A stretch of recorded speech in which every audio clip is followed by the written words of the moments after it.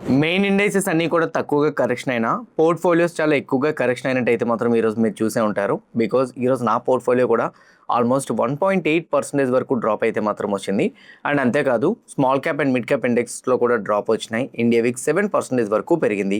కానీ ఇప్పుడు నేను రికార్డ్ చేస్తున్న టైంకి గిఫ్ట్ నిఫ్టీ ట్రాక్ చేస్తే 100 పాయింట్ల గ్యాప్ అప్ ఓపెనింగ్ చూపెడుతుంది. నాస్డాక్ 450 పాయింట్స్ రికవరీ అయినట్టు కనపడుతుంది. ఏం జరిగింది అంటే మన మార్కెట్ క్లోజ్ అయిపోయిన తర్వాత నేను ఇప్పుడు రికార్డ్ చేసిన టైం ఆల్మోస్ట్ 6 o'clock. సో ఈ 3 hours ఏం జరిగింది, 2.5 hours ఏం జరిగింది, వార్ పరంగా ఎస్కలేట్ అవుతున్న సీరియస్ కన్సర్న్స్ ఏవైతే ఉన్నాయో అవి ఏమైనా షార్టేజ్ అవుతున్నట్టు మనకు కనపడుతున్నాయి. ఇంకోటి, ఇరాన్ ఒక బిగ్ డెసిషన్కే వచ్చింది ట్రంప్ ఒక స్టేట్మెంట్ చేసిన తర్వాత. ఆ స్టేట్మెంట్కి ఇరాన్ ఎందుకు ఆల్మోస్ట్ ఆమోదిస్తున్నట్టు ప్రకటించింది. రైట్ నౌ ఆ ప్రకటించింది ఏదైతే ఉందో అది కంటిన్యూ చేస్తుందా లేదా జస్ట్ మార్కెట్ని ట్రాప్ చేయడం కోసం మాత్రమేనా? సో ప్రతిసారి కూడా మన మార్కెట్స్ క్లోజ్ అయిన తర్వాత ట్రంప్ ఒక పాజిటివ్ న్యూస్ చెప్తుంటాడు, యూఎస్ మార్కెట్స్ రికవరీ అవుతుంది. Same time Indian markets open అయిన టైంకి ఒక నెగిటివ్ న్యూస్ చెప్తాడు, ఇండియన్ మార్కెట్స్ పడతాయి. అండ్ ఆ తర్వాత యూఎస్ మార్కెట్స్ ఓపెన్ అయ్యే ముందు ఒక పాజిటివ్ న్యూస్ ఉంటుంది, యూఎస్ మార్కెట్స్ పెరుగుతాయి. ప్రతిసారి కూడా ఇదే జరుగుతుంది కదా. అట్లాంటి కైండ్ ఆఫ్ లూప్లోనే ఇప్పుడు జరుగుతుందా లేదా లైక్ ఇప్పుడు రియలిస్టిక్గానే మార్కెట్స్ రికవరీ అవ్వడం మనం చూస్తామా? టెక్నికల్గా markets important support levels break అయినాయా ఆర్ ఇంకా అక్కడే కన్సల్టేట్ అవుతున్నాయి? ఒకవేళ బ్రేక్ అయితే ఫర్దర్గా ఎంతవరకు ఫాలో అయ్యే ప్రాబబిలిటీస్ ఉన్నాయి? ఇవన్నీ కూడా మనం డిస్కస్ చేద్దాం. గోల్డ్ అండ్ సిల్వర్లో కూడా మనం హెవీ ఫాల్ అయితే మాత్రం చూస్తున్నాం కదా. సో మేబీ ఎక్కడి నుంచి గోల్డ్ అండ్ సిల్వర్లో రికవరీ వచ్చే ఛాన్స్ ఉంది. సేమ్ టైం కొన్ని ఇంపార్టెంట్ స్టాక్స్ ఉన్నాయి, మేజర్గా ఆటో సెక్టర్ రిలేటెడ్ స్టాక్స్ మీద ఫాదా వాళ్ళు అయితే మాత్రం ఒక స్టేట్మెంట్ ఇవ్వడం జరిగింది. దాని గురించి మాట్లాడాలి. On the other side A related stocks గురించి కూడా మనం మాట్లాడాల్సింది ఉంది. సేమ్ టైం కొన్ని ఇండిగో లాంటి కీ స్టాక్స్ ఉన్నాయి, వాటి గురించి కూడా మనం మాట్లాడదాం. ఇవన్నీ డౌట్స్ని కనెక్ట్ చేసి నేను మీకు వీడియో రూపంలో తెచ్చిపెడతా. బట్ మిమ్మల్ని అందరిని అడిగేది ఒకటే, వీడియో చూస్తునేటప్పుడు ఏ పాయింట్ ఆఫ్ వ్యూ అయినా కానీ నేను మా టీం మీకు ఎఫర్ట్స్ పెడుతున్నామని అనిపిస్తే డెఫినెట్గా వీడియోని లైక్ చేయండి. ఛానల్ ఇంకా సబ్స్క్రైబ్ చేసుకోకుండా వీడియో చూస్తూ ఉంటే ఛానల్ కూడా సబ్స్క్రైబ్ చేసుకోండి. ఇదే వీడియో మీ ఫ్రెండ్స్ ఆర్ మీ రిలేటివ్స్ షేర్ చేస్తే హెల్ప్ అవుతుంది అనుకుంటే వాళ్ళు కూడా షేర్ చేయండి. నా without any delay let's get into our daily market report. ఈరోజు ఓవరాల్గా మార్కెట్స్ ఎలా క్లోజ్ అయ్యాయి అన్న దాని గురించి చూసుకుంటే నిఫ్టీ 1.04% నెగిటివ్గా క్లోజ్ అయితే సెన్సెక్స్ 0.97% నెగిటివ్గా క్లోజ్ అవ్వడం మనం చూసాం. హౌఎవర్ బ్యాంక్ నిఫ్టీ 0.79% నెగిటివ్గా క్లోజ్ అయితే ఫిన్ నిఫ్టీ 1% నెగిటివ్గా క్లోజ్ అవ్వడం మనం చూసాం. మిడ్ అండ్ స్మాల్ క్యాప్స్ పరంగా చూసుకుంటే mid cap 0.8%, small cap 1.9% drop అయితే చూసాము. ఇండియా విక్స్ అయితే మాత్రం 7.85% స్పైక్ అవుతూ 17 అబోవ్ అయితే మాత్రం క్లోజ్ అయింది. ఈరోజు ఓవరాల్గా మార్కెట్స్ని మనం ఎలా కన్సిడర్ చేసుకోవాలి, దాన్ని సింపుల్ అండ్ షార్ట్లోని టెక్నికల్ లెవెల్స్ ఒకటి చూసి మనం చెప్పలేము. సో ఫస్ట్ అంటే ఓన్లీ నిఫ్టీ లెవెల్స్ని చూసి ఫస్ట్ వెయిటేజ్ స్టాక్స్కి వెళ్ళిపోతాం. నిఫ్టీ 50లోని 50 స్టాక్స్ ఉంటాయి కదా, అందులో బిగ్ వెయిటేజ్ సెక్టార్స్ ఏంటి? Banking sector, NBFC stocks, Reliance, Bharti Airtel, LNT, IT stocks, Hindustan Unilever, ITC, Adani port లాంటి కంపెనీస్ అన్నీ కూడా బిగ్ వెయిటేజ్. ఆ బిగ్ వెయిటేజ్ అన్నీ కూడా నేను రైట్ సైడ్ వాచ్ లిస్ట్లో యాడ్ చేసి పెట్టాను చూడండి. Majority of the banking stocks అన్నీ నెగిటివ్గానే క్లోజ్ అయినాయి. బజాజ్ ట్విన్స్ నెగిటివ్గా క్లోజ్ అయినాయి. శ్రీరామ్ ఫైనాన్స్ కూడా 2.89% నెగిటివ్ సైడే డ్రాప్ అయింది. రిలయన్స్ 2% డిక్లైన్ అయింది. ఐటీ స్టాక్స్లో హెవీ ఫాల్ చూసాం. విప్రో 8% క్రాష్ అయింది. And Bharti Airtel almost near to 1% పాజిటివ్గా మూవ్ అయితే ఎల్ఎన్టీ 2% డ్రాప్ అయింది. ఐటీసీ డ్రాప్ అయింది. Adani Ports, Hindustan Unilever negative side decline అవ్వడం అయితే మాత్రం మనం చూడగలిగాం. Majority of the weighted stocks అన్ని నెగిటివ్గా ఉన్నాయి కాబట్టి ఈరోజు వచ్చే ఫాల్ అనేది స్ట్రాంగ్ బీరిష్ అని మనకు అర్థమైపోతుంది. స్ట్రాంగ్ బీరిష్ అని అంటే మార్కెట్ని ట్రాప్ చేయడం కోసం ఈరోజు ఫాల్ రాలేదు. ఈరోజు వచ్చిన ఫాల్ అనేది మార్కెట్లో కంప్లీట్గా selling positions, strong selling positions వల్లనే వచ్చిందని అర్థమవుతుంది. మిడ్ అండ్ స్మాల్ క్యాప్స్ పరంగా చూస్తే మిడ్ క్యాప్ 0.8% డిక్లైన్ అయింది. స్మాల్ క్యాప్ నియర్ టు 2% వరకు ఫాల్ అయింది. మిడ్ అండ్ స్మాల్ క్యాప్స్ కూడా బీరిష్ షేడ్ ఫేవరబుల్గానే మనకి కనపడుతున్నాయి. ఇండియా విక్స్ 7.85% స్పైక్ అయి 17 దగ్గర క్లోజ్ అయింది. 15 ఉండేది 3 days బ్యాక్, 15 to 16, 16 to 17 స్లోగా విక్స్ స్పైక్ అవడం జరుగుతుంది. ఒక్కరోజే 8% కూడా పెరిగింది.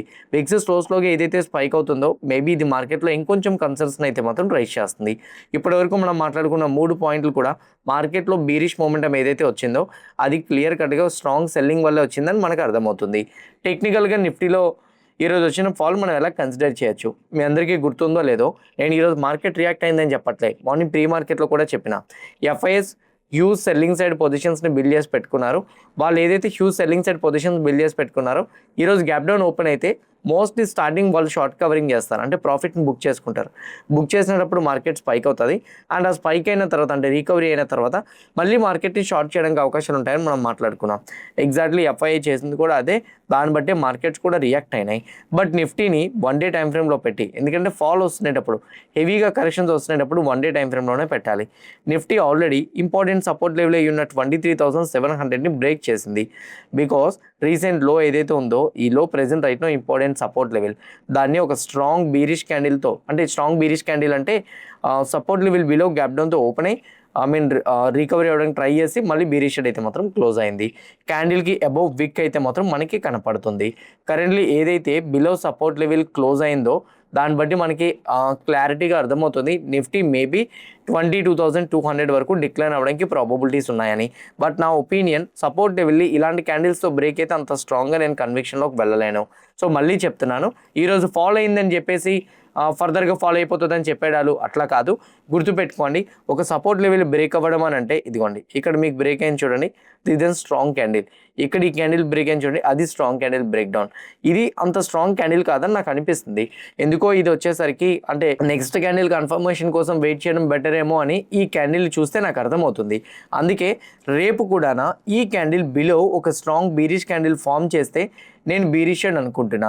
లేదంటే మాత్రం రేపు ఈజీగా ఈ సపోర్ట్ లెవెల్కి అబోవ్ వెళ్ళిపోయి, బుల్లిష్ షేడ్ వెళ్ళిపోదు, ఈ సపోర్ట్ లెవెల్ అబోవ్కి వెళ్ళిపోయి కన్సాలిడేట్ అవ్వడానికి ఛాన్సెస్ ఉంటాయన్నమాట.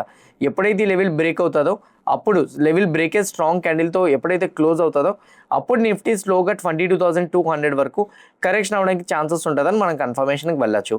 ఈ లో బ్రేక్ అవ్వండి అంత ఫాస్ట్గా మన కన్ఫర్మేషన్స్కి అయితే మాత్రం వెళ్ళలేము. This the first point you have to understand. Now coming to the global markets. మన మార్కెట్ ట్రేడ్ అయినంత వరకు గ్లోబల్ మార్కెట్స్లో ఎక్కడ పాజిటివ్ మూమెంటం అయితే రాలేదండి. మీరు ఇక్కడ క్లియర్గా చూడండి, డౌ జోన్స్ ఇప్పుడు ప్రెజెంట్ అయితే 185 పాయింట్స్ పాజిటివ్లో ట్రేడ్ అవుతుంది, నాస్డాక్ 484 పాయింట్స్ పాజిటివ్లో ట్రేడ్ అవుతుంది. కానీ మన మార్కెట్ ట్రేడ్ అవుతున్న టైంలోనైతే మాత్రం ఇక్కడ డౌ జోన్స్లో కానీ నాస్డాక్లో కానీ అంత పాజిటివ్ మూమెంటం అయితే మాత్రం రాలేదు.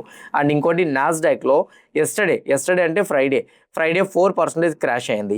నాస్డాక్లో 4% క్రాష్ అవ్వబట్టి ఈరోజు మనకి నాస్డాక్లో 1.67% రికవరీ అవుతుందని కూడా మనం అనుకోవచ్చు. సో అంత క్రాష్ అయినప్పుడు రికవరీ అనేది కామన్. సో అట్లాంటప్పుడు మనం దీన్ని ఒక్కదాన్నే చూసి మార్కెట్ బుల్లిష్ టర్న్ అయిపోయాయని కూడా చెప్పలేము. సో అందుకే డే ఎండ్ అయినంత వరకు గ్లోబల్ మార్కెట్స్ ఏం జరుగుతుంది అనేది చూద్దాం. కరెంట్లీ గోల్డ్ అండ్ సిల్వర్లో న్యూట్రల్ ట్రేడ్ జరుగుతుంది. అంటే సిల్వర్ మార్నింగ్ 1.5% వరకు డిప్ అయింది, గోల్డ్ 0.5% అబౌవ్ డిప్ అయింది. కానీ గోల్డ్ అండ్ సిల్వర్ రెండు కూడా జస్ట్ నార్మల్గానే ట్రేడ్ అవుతున్నాయి. Crude oil WTI, Brent oil రెండు కూడా ఒకటి 1.94, ఇంకోటి 1.5% అప్ సైడ్ ట్రేడ్ అవుతుంది. కానీ మార్నింగ్ 3.5% హయ్యర్ సైడ్ చూసాం. స్లోగా క్రూడ్ ఆయిల్ కూడా ఫాలో అవుతుంది. Crude oil big spike up side ఇచ్చింది, స్లోగా ప్రాఫిట్ బుకింగ్ మళ్ళీ అవుతుంది.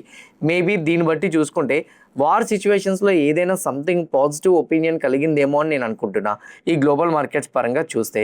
సో నిజంగానే అంటే క్రూడ్ ఆయిల్ కొంచెం డిప్ అవ్వడం, గోల్డ్ అండ్ సిల్వర్ కూడా రికవరీ రావడం అండ్ గ్లోబల్ మార్కెట్స్ రికవరీ అవ్వడానికి వార్ పరంగా వచ్చిన పాజిటివ్ అప్డేటే. కానీ అది సస్టైన్ అవుతుందో లేదనేది ఇప్పుడు డిస్కస్ చేద్దాం. ఫస్ట్ వన్, ఎందుకు మార్నింగ్ మన ఇండియన్ మార్కెట్స్ కరెక్షన్ అయినాయి? 3:30 వరకు ఉన్న న్యూస్ అప్డేట్ చెప్పేస్తాను. ఫస్ట్ వన్ వచ్చేసరికి ఇజ్రాయెల్ వాళ్ళు లెబనాన్ యొక్క క్యాపిటల్ మీద బీరూట్ మీద అయితే మాత్రం అటాక్ చేయడం జరిగింది. అక్కడ చాలామంది సివిలియన్స్, సేమ్ టైం మిలిటెంట్స్, అలానే కొంతమంది సమ్ అదర్ మీడియా పీపుల్ కూడా ఎక్స్పైర్ అయ్యారని చెప్పేసి ఇక్కడ మనకి కనపడుతుంది. దాని తర్వాత ఇంకో అప్డేట్ కూడా వచ్చింది. ఇజ్రాయెల్ వాళ్ళు చెప్తున్న దాని ప్రకారంగా ఇజ్రాయెల్ మీద ఇరాన్ వాళ్ళు కంటిన్యూస్గా బాలిస్టిక్ మిసైల్స్తో అటాక్స్ చేశారని, అప్రాక్సిమేట్లీ 10 మిసైల్స్ అటాక్ చేశారని చెప్తున్నారు. ఇజ్రాయెల్ వాళ్ళు మళ్ళీ వాళ్ళ కంట్రీలో ఎమర్జెన్సీ ప్రకటించారు. స్కూల్స్, కాలేజెస్ ఇప్పుడు కొన్ని ఎగ్జామ్స్ అవుతున్నాయంట వాళ్ళకి, ఆ ఎగ్జామ్స్ని కూడా క్యాన్సిల్ చేశారు.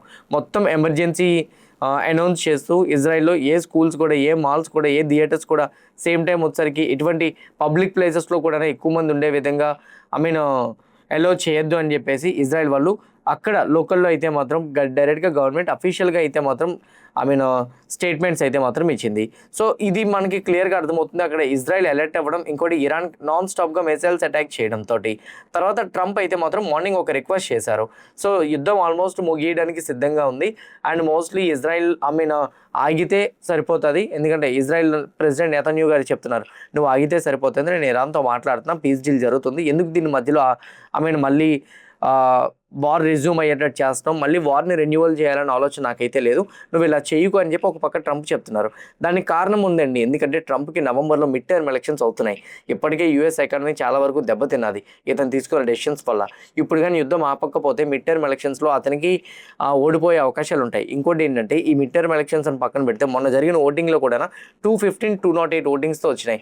215 మెంబర్స్ ట్రంప్కి అగేన్స్ట్గానే ఓట్ వేశారు. సో మోస్ట్లీ కంట్రీలో ప్రొటెస్ట్స్ కూడా స్టార్ట్ అవుతున్నాయి. ఇవన్నీ కూడా అతనికి వెను తిరుగుతున్నాయి. కాబట్టి ట్రంప్ అయితే మాత్రం మోస్ట్లీ ఈ వార్ని ఎండ్ చేయడానికి ట్రై చేస్తున్నారు. కానీ ఇజ్రాయెల్ మాత్రం చాలా అగ్రెసివ్ మోడ్లోని అటాక్ చేయడానికి ప్రయత్నిస్తుంది. ఇక్కడ వరకు ఉండేది మార్నింగ్ అప్డేట్ అనమాట. బట్ దీని తర్వాత ఇంకోటి జరిగింది. అది ఏంటంటే మీరు ఇక్కడ క్లియర్గా చూడండి, ఇరాన్ వాళ్ళు అయితే మాత్రం అంటే ట్రంప్ ఒక స్టేట్మెంట్ చేశారు. ఆ స్టేట్మెంట్ నేను చూసిన దాని ప్రకారం ఏంటంటే ఇప్పటికైనా కానీ నా మాట వినండి, ఇద్దరు కూడా యుద్ధాన్ని ఆపేయండి సో దయచేసి అని చెప్తున్నారు. ఎందుకంటే ఇజ్రాయెల్ వాళ్ళు ట్రంప్ చెప్పిన మాట వినకుండా మార్నింగ్ మళ్ళీ ఇరాన్ మీద అటాక్ చేశారు. ఆఫ్టర్నూన్ ఐ థింక్ మనకి 12 ఆ టైంకి న్యూస్ వచ్చింది ఇజ్రాయెల్ వాళ్ళు ఇరాన్ మీద భీకర దాడులు చేశారని. ఎప్పుడైతే ఇజ్రాయెల్ వాళ్ళు ఇరాన్ మీద భీకర దాడులు చేశారో ట్రంప్ మాట ఇజ్రాయెల్ వినలేదని అర్థమవుతుంది. ట్రంప్ మళ్ళీ కూడా స్టేట్మెంట్ చేశారు, ఏంటి, ఇద్దరు నా మాట వినండి, ఆపేసుకోండి, పీస్ డీల్ మనం వెళ్తున్నాము. సో మోస్ట్లీ ఇలాంటి టైంలోని సీజ్ ఫైర్ని ఉల్లంఘించి మనం అటాక్ చేసుకోవడం కరెక్ట్ కాదని ట్రంప్ చెప్పారు. దానికి ఇరాన్ ఆమోదిస్తూ ఓకే ట్రంప్ చెప్పిన మాటలకి మేము అంగీకరిస్తున్నాము, ఏకీభిస్తున్నాము. సో మోస్ట్లీ ఈ యుద్ధాలను అయితే మాత్రం మేము మళ్ళీ కంటిన్యూ చేయము, ఇజ్రాయెల్ మీద అటాక్ చేయమని ఇరాన్ ఒప్పుకుంది. ఈ ఒప్పుకునే పాయింట్ వల్లనే క్రూడ్ ఆయిల్ స్లోగా మళ్ళీ ఫాలో అవడం స్టార్ట్ అయ్యింది. గ్లోబల్ మార్కెట్స్ రికవరీ అయినాయి, గోల్డ్ అండ్ సిల్వర్ కూడా రికవరీ అయినాయి. మేజర్ కన్సర్న్ పాయింట్ అయితే మాత్రం ఇదే. ఈవెన్ దీని తర్వాత చాలా న్యూస్ అప్డేట్స్ వచ్చినాయి, నేను చూశాను. ఇండియా వాళ్ళు ఇరాన్కి ట్రావెల్ చేయొద్దని చెప్పారు. దాని తర్వాత ఇండియా వాళ్ళు కొంచెం జాగ్రత్తగా ఉండమని కూడా ట్విట్టర్లో ట్వీట్ చేశారు. సో ఇరాన్కి మ్యాక్సిమం ట్రావెలింగ్స్ని స్టాప్ చేయండి అని కూడా చెప్పారు. దాని తర్వాత జేపీ మోర్గన్ వాళ్ళు అయితే మాత్రం ఇండియా మీద గ్రోత్ అవుట్లుక్ అయితే మాత్రం డౌన్ గ్రేడ్ చేయడానికి అవకాశాలు, డౌన్ సైడ్ చూసే ఛాన్సెస్ ఉంటాయని స్టేట్మెంట్ కూడా ఇవ్వడం జరిగింది. సో దీని తర్వాత ఇండియాకున్న ఒక పాజిటివ్ పాయింట్ ఉంది, అదేంటంటే ఇండియన్ కామర్స్ మినిస్టర్ జూలై ఎండింగ్కి ఫస్ట్ రౌండ్ ఆఫ్ ఫేజ్లో ట్రేడ్ డీల్ డిస్కషన్స్ ఏదైతే డిస్కస్ చేసుకున్నామో ఫస్ట్ రౌండ్ ఆఫ్ ఫేజ్ కింద అయితే మాత్రం కొన్ని ట్రేడ్ డీల్స్ జరిగిపోతాయి యూఎస్తో అని చెప్పి కామర్స్ మినిస్టర్ చెప్తున్నారు. కానీ ఎప్పటి నుంచో చెప్తున్నది, అది జూలై ఎండింగ్ అన్నారు కాబట్టి అవుతుందో లేదన్నది ఆ తర్వాత చూద్దాం. దీనికి మార్కెట్ రియాక్ట్ అవ్వదు, పాజిటివ్గా కూడా రియాక్ట్ అవ్వదు. బట్ కాకపోతే ఇది జస్ట్ ఒక మైల్డ్ నార్మల్ పాయింట్ అని నేనైతే అనుకుంటున్నా. ఇప్పుడు ఓవరాల్గా ఇప్పుడు డౌ జోన్స్ రికవరీ అవుతుంది, నాస్డాక్ రికవరీ అవుతుంది, కరెంట్లీ గిఫ్ట్ నిఫ్టీ ఒక 100 పాయింట్స్ గ్యాప్ అప్ ఓపెనింగ్ చూపడుతుంది, క్రూడ్ ఫాల్ అవుతుంది, గోల్డ్ పెరుగుతుంది. దీన్ని ఎలా కన్సిడర్ చేయాలని మీరు అడగచ్చు. నా పాయింట్ ఆఫ్ వ్యూలో అయితే మాత్రం ఇరాన్ యుఎస్ మాటలకి అంగీకరించడం చాలా సందర్భాల్లో ఉన్నాయి. దాని తర్వాత ఇరాన్ మీద మళ్ళీ ఎవరైనా అటాక్ చేసినా, స్టేట్మెంట్స్ చేసినా, ఇరాన్ని లొంగ తీసుకోవాలని ట్రై చేసినా ఇరాన్ మళ్ళీ తిరిగి అటాక్ చేయడం మొదలుపెట్టింది. సో దీనివల్ల అఫీషియల్గా ఒక స్టేట్మెంట్ అవ్వనంత వరకు ఏ న్యూస్ అప్డేట్ని కూడా ఆగిపోయింది అని చెప్పి పాజిటివ్ సైడ్ వెళ్తుంటే మనం హ్యూజ్ ఇన్వెస్ట్మెంట్స్ చేయడంకి కరెక్ట్ కాదు. సేమ్ టైం వచ్చరికి ఎఫ్&ఓలో బిగ్ పొజిషన్స్ని తీసుకొని క్యారీ చేయడం కూడా కరెక్ట్ కాదు. నా పాయింట్ ఆఫ్ వ్యూలో అయితే మాత్రం ఈ అప్డేట్స్ పరంగా ఈ వాలటాలిటీ ఇలానే కంటిన్యూ అవుతుంది అనుకుంటున్నాను. I'm not expecting any bullish move, I'm not expecting any బీరిష్ move. So బీరిష్ momentum అయితే మాత్రం నిఫ్టీ 50లో ఇప్పుడు నేను మీకు చెప్పాను కదా ఇందాక టెక్నికల్ అనాలిసిస్లో దాని బిలో స్ట్రాంగ్గా క్లోజ్ అయితేనే. బుల్లిష్ మూవ్ అయితే 23,800 బ్రేక్ అవ్వాలి. సో మోస్ట్లీ మార్కెట్లో వాలటాలిటీ కంటిన్యూ అవుతుంది. What is mean by volatility? One day పెరగడం, వన్ డే తగ్గడం, మళ్ళీ వన్ డే పెరగడం, వన్ డే తగ్గడం, ఇలాంటి కైండ్ ఆఫ్ సినారియోస్ మార్కెట్లో చూడడానికి ప్రాబబిలిటీస్ ఉంటాయన్నది నా పర్సనల్ ఒపీనియన్. ఇది అనదర్ పాయింట్ అయితే మాత్రం. ఓకే, నా coming to the point, bit coin, gold and silver పరంగా మాట్లాడుకుంటే బిట్ కాయిన్ కరెంట్లీ 63,000 దగ్గర ట్రేడ్ అవుతుంది. మీరు క్లియర్గా చూస్తే ఆర్ఎస్ఐ ఓవర్సోల్డ్కి వెళ్ళిన ప్రతిసారి బిట్ కాయిన్లో 5,000 to 7,000 పాయింట్స్ రికవరీ వచ్చినాయి. సో ఇప్పుడు present right now already 3,500 points బిట్ కాయిన్లో రికవరీ వచ్చింది after a crucial support level which is 60,000 అది టచ్ చేసిన తర్వాత. సో మేబీ ఒకవేళ కానీ బిట్ కాయిన్ యూఎస్ మార్కెట్ పాజిటివ్గా రికవరీ అవుతున్నట్టు ఇలానే కానీ కనపడితే స్లోగా బిట్ కాయిన్ 65,500 వరకు చూస్తాం. గుర్తుపెట్టుకోండి, ఫాల్ అవుతునేటప్పుడు అంటే మేజర్గా డిప్ అవుతునేటప్పుడు ఇలాంటి కొన్ని అసెట్స్లోని కొంచెం అమౌంట్ని నేను ఎక్కువ అమౌంట్ చెప్పడం 0.2, 0.3% అమౌంట్ చాలు ఇలాంటి వాటిలో. గోల్డ్ అండ్ సిల్వర్లో ఎక్కువ పెట్టుకోండి, కానీ బిట్ కాయిన్ అనేది క్రిప్టో కదా, అంత ఎక్కువ ఇన్వెస్ట్మెంట్ చేయడం కరెక్ట్ కాదు. బట్ కొంత ఇన్వెస్ట్మెంట్స్ అని వీటిని చేసుకోగలిగితే ఇది ఒక ఇన్కమ్ సోర్స్గా కూడా మీకు మారుతుంది. బట్ క్రూషియల్ సపోర్ట్ లెవెల్స్ వీటిని మార్క్ చేసుకొని జాగ్రత్తగా చేసుకోండి. ఫర్దర్ ఫాల్ అయితే మాత్రం బిట్ కాయిన్ 60,000 బ్రేక్ అయితే ఉంటుందని నేను అనుకుంటున్నా, లేదా స్లోగా 65,500 అది కూడా బ్రేక్ అయితే మాత్రం 70,000 వరకు మేబీ ర్యాలీ చూసే ఛాన్సెస్ ఉంటాయనేది నా opinion. On the other side గోల్డ్కి 4300 important support level. Anything gold 4300 support level బిలోనే ఉంది. దీని అబోవ్కి వెళ్తే గోల్డ్ రికవరీ అవుతుంది, లేకపోతే మాత్రం గోల్డ్ కూడా కన్సాలిడేట్ అవుతుంది. నా ఒపీనియన్ గోల్డ్ అండ్ సిల్వర్ పరంగా, ఈవెన్ సిల్వర్ అయినా కానీ ఇంపార్టెంట్ సపోర్ట్ లెవెల్ 66.4 అండ్ దానికి టచ్ చేసే బౌన్స్ అవుతుంది. బట్ నా ఒపీనియన్ ప్రకారంగా అయితే మాత్రం గోల్డ్ అండ్ సిల్వర్ వార్ పరంగా పాజిటివ్ డెవలప్మెంట్ జరుగుతుంది అనేటప్పుడే రికవరీ అవుతుంది. లేదంటే మాత్రం gold and silver consolidation with బీరిష్ momentum ఇవ్వడానికి ఛాన్సెస్ ఎక్కువ ఉంటాయి. గోల్డ్, సిల్వర్, బిట్ కాయిన్లో మీరు యాక్టివ్గా ట్రేడ్ చేద్దాం అనుకుంటే కింద కామెంట్ బాక్స్లో నేను డెల్టా ఎక్స్చేంజ్ రిఫరల్ లింక్ ఇస్తున్నా. ఆ లింక్ క్లిక్ చేసి అకౌంట్ ఓపెన్ చేసుకోండి. అకౌంట్ ఓపెన్ చేసుకున్న వాళ్ళకు ఉన్న బెనిఫిట్ ఒకటే, 24/7 మీరు ట్రేడ్ చేయొచ్చు. సెకండ్ వన్ వచ్చేసరికి మీకు లెవరేజ్ ఉంటుంది. థర్డ్ వన్ మీకు ఎక్స్పైరీ ఉండదు. వీటి వల్ల short term investments or swing trading చేసుకోవడానికి కూడా మీకు హెల్ప్ అవుతుంది అనేది నా opinion. Now on the other side SEBI and RBI వాళ్ళు కలిపి ఒక ఇంపార్టెంట్ డెసిషన్కి వస్తున్నారు.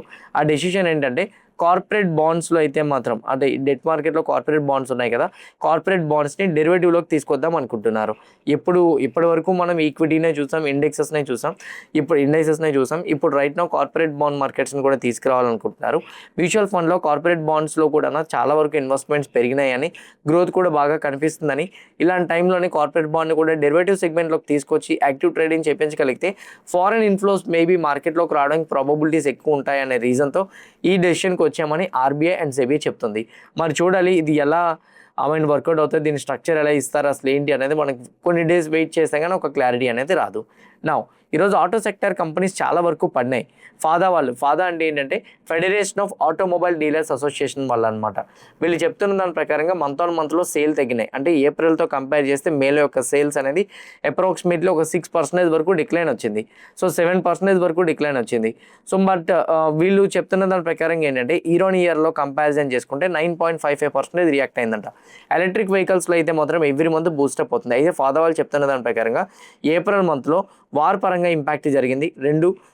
ఫినాన్షియల్ ఇయర్ అప్పుడే స్టార్ట్ అయ్యింది కదా, కొత్త ఫినాన్షియల్ ఇయర్ స్టార్ట్ అయినప్పుడు కొంచెం డల్గా బిజినెస్ జరగడానికి ఛాన్సెస్ ఎక్కువగా ఉంటాయి. So that is the second part. And third part వచ్చేసరికి ఫ్యూయల్ ప్రైజెస్ బాగా పెరిగిపోవడంతో అండ్ మాన్సూన్ డిలే అవడంతో ఫార్మర్స్ కూడా రూరల్ ఏరియాస్లో కూడా ఎవరు కూడా ట్రాక్టర్స్ ఇవేమి కూడా సేల్ తీసుకోవట్లేదు. వీటన్నిటి కారణం వల్లే మాకైతే మాత్రం సేల్స్ తగ్గినాయి, అంటే ఆటో సెక్టర్ కంపెనీస్కి సేల్స్ తగ్గినాయి. బట్ తొందరలోనే చాలా గుడ్ సేల్స్ అయితే మాత్రం చూడబోతున్నారు. అండ్ ఈవీ పరంగా మంచి గ్రోత్ అయితే మాత్రం చూస్తారు. నెక్స్ట్ కమింగ్ డేస్లోనైతే మాత్రం ఈవీ పరంగా వెహికల్స్ ఎక్కువగా లాంచ్ అవడానికి అవకాశాలు ఉంటాయి అని చెప్పి ఫాదా వాళ్ళు స్టేట్మెంట్ చేశారు. ఆటో సెక్టర్ స్టాక్స్ యూజువల్గా క్రూడ్ ఆయిల్ పెరిగినప్పుడు డ్రాప్ అవుతుంటుంది, అది కూడా ఒక రీజన్. రెండు ఇప్పుడు రైట్ నో వచ్చిన రిపోర్ట్ బట్టి కూడా, కానీ ఫాదా పాజిటివ్గానే స్టేట్మెంట్ లిస్ట్ క్లోజ్ చేసింది. మరి చూడాలి ఏం జరుగుతుంది అనేది. నా on the other side another important stocks గురించి మాట్లాడుకునేటప్పుడు ఇండిగో గురించి మాట్లాడదాం. ఇండిగో కంపెనీ ఈరోజు 2.5% డ్రాప్ అయింది. ఇండిగో కంపెనీ వాళ్ళు చెప్తున్న దాని ప్రకారంగా ఫైనాన్షియల్ ఇయర్ 30కి ఒక స్ట్రాంగ్ బిజినెస్ గ్రోత్ని తీసుకొస్తామని చెప్తున్నారు. ఇప్పుడు present right now 130 million passengers మాత్రమే ఇండిగోలో ట్రావెల్ చేస్తున్నారు. ఫైనాన్షియల్ ఇయర్ 30కి అయితే మాత్రం 200 మిలియన్ పాసెంజర్స్ని ట్రావెల్ చేసేటట్టు చేస్తామని చెప్తున్నారు. As of now 441 air crafts వీళ్ళకి ఉన్నాయనంట. సో ఎయిర్ క్రాఫ్ట్స్ 441 ఏవైతే ఉన్నాయో ఆ ఎయిర్ క్రాఫ్ట్స్ని 550కి ఇంక్రీజ్ చేస్తామని చెప్తున్నారు. 3000 డైలీ డిపార్చర్ అయితే మాత్రం మోస్ట్లీ కంటిన్యూ అవ్వడానికి ఛాన్సెస్ ఉంటుందని కూడా చెప్తున్నారు. అండ్ మోస్ట్లీ ఎకనామిక్ క్లాసెస్ ఏవైతే ఉన్నాయో వాటిని, బిజినెస్ క్లాసెస్ ఏవైతే ఉన్నాయో వాటిని ఇంప్రూవ్ చేస్తామని కూడా చెప్తున్నారు. పైగా వయా ప్లాట్ఫామ్స్ ఉంటాయి కదా, అంటే ఇప్పుడు మీరు ఎక్కడైనా లండన్కి వెళ్ళాలనుకోండి, ఇండియా నుంచి దుబాయ్కి వెళ్ళి దుబాయ్లో ఫ్లైట్ చేంజ్ అయ్యి మళ్ళీ లండన్కి వెళ్ళాలి. అలాంటి హాల్టింగ్ ప్లేసెస్ ఏవైతే ఉన్నాయో ఆర్ అలాంటి వయా ప్లేసెస్ ఏవైతే ఉన్నాయో కనెక్టింగ్ ప్లేసెస్, ఇండియాని కూడా కనెక్టింగ్ ప్లేస్గా మార్చి ఇండిగో ఆ సర్వీసెస్ని కూడా ప్లే చేస్తామని కూడా చెప్తుంది.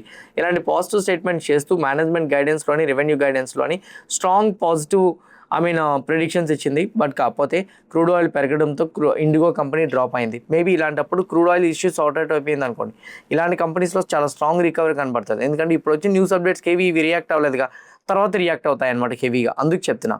టీవీఎస్ మోటార్ కంపెనీ ఈరోజు పాజిటివ్గా మూవ్ అవడానికి ట్రై చేసింది, కానీ న్యూట్రల్ విత్ నెగిటివ్ సైడ్ వచ్చేసింది. కంపెనీకి కొన్ని పాజిటివ్స్ ఉన్నాయి. అందులో first one 5 million global sales అయితే మాత్రం మైల్ స్టోన్ని వీళ్ళు రీచ్ అయ్యారు.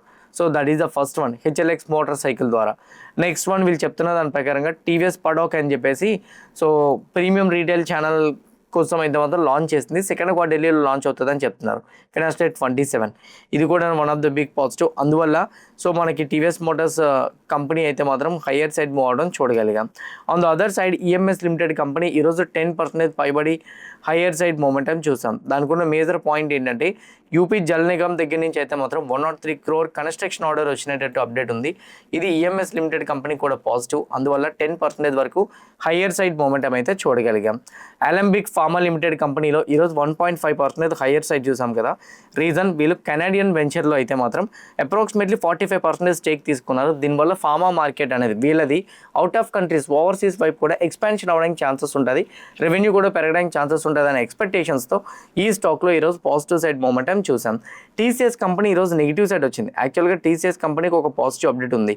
అదేంటంటే ఏ పవర్డ్ సర్వీసెస్ ట్రాన్స్ఫర్మేషన్ డీల్ అయితే మాత్రం వీళ్ళు కెనడా లైఫ్తో అయితే మాత్రం కుదుర్చుకున్నారు. అప్రాక్సిమేట్లీ దాని వాల్యూ $multi-million అని కూడా చెప్తున్నారు. ఇది టీసీఎస్కి positive, but entire IT sectors పరంగా కొంచెం నెగిటివ్ అప్డేట్స్ ఉండబట్టి ఈరోజు టీసీఎస్ కంపెనీలో డిక్లైన్ అయితే చూసాం. బీఈఎల్ కంపెనీలో ఈరోజు రికవరీ వచ్చింది. దానికంటూ రీజన్ ఏంటి అని అంటే మన Indian prime minister Narendra Modi garu ఫ్రాన్స్కి అయితే మాత్రం విజిట్ చేశారు. ఇప్పుడు present right now France visit చేసిన తర్వాత మేజర్గా ఉన్న అప్డేట్ ఏంటంటే IDRW చెప్తున్న దాని ప్రకారంగా అయితే మాత్రం as of now Indian air ఫోర్స్కి అయితే మాత్రం హ్యామర్ గ్లైడ్ బాంబ్స్ అయితే మాత్రం ఆర్డర్ రావడానికి ఛాన్సెస్ ఎక్కువగా ఉంటాయి.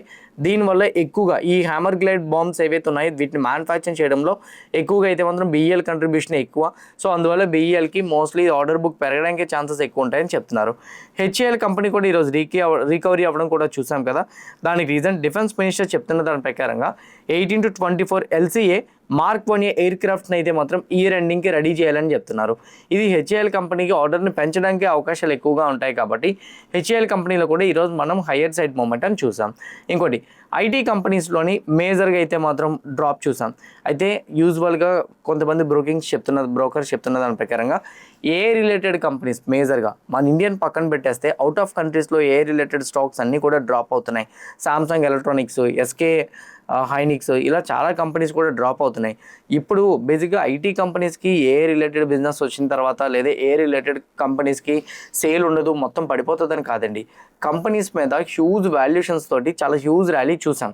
ఆ ర్యాలీ అనేది అంత జరిగిపోయినప్పుడు, అంత వాల్యుయేషన్ పెరిగిపోయినప్పుడు ఎక్స్పెక్టేషన్స్ పెరిగిపోతాయి.